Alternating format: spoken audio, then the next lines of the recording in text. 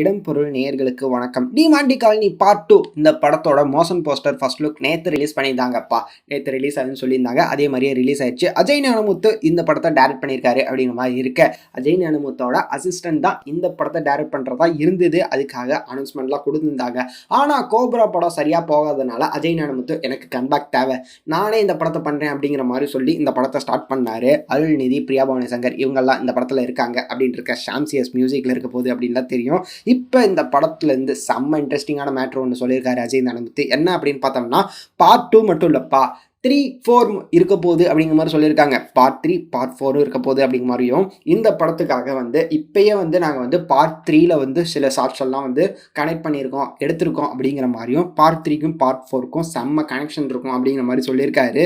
இந்த படம் அதாவது டிமாண்டி காலனி பார்ட் 2 ப்ரீக்வல் கதையாகவும் இருக்கும், சீக்வல் கதையாகவும் இருக்கும் பார்ட் 1க்கு அப்படிங்கிற மாதிரி சொல்லியிருக்காருப்பா. ஸோ பிக்கெஸ்ட் ஸ்கேலில் இருக்குது இல்லை இந்த படம், செம்மையாக இருக்க போகுது பாருங்கள் அப்படிங்கிற மாதிரி சொல்லியிருக்காரு. செம்ம ஹாரர் த்ரில்லர் வரப்போகுது அப்படிங்கிறது தெரியுது. ஸோ எப்படிப்பட்ட படமாக இது இருக்க போகுது அப்படிங்கிறத வெயிட் பண்ணி பார்த்துடலாம் அப்படிங்கிறது தான். இந்த வீடியோ பிடிச்சிருந்தா லைக் பண்ணிட்டு இந்த மாதிரி அப்டேட்ஸை நீங்கள் தொடர்ந்து பார்க்கணும் கேட்கணும் அப்படின்னு நினச்சிங்கன்னா மறக்காமல் சப்ஸ்கிரைப் பண்ணிடுங்க. அப்போ தானே நாங்கள் போகிற வீடியோஸ் உங்களுக்கு ரெகுலராக வரும்.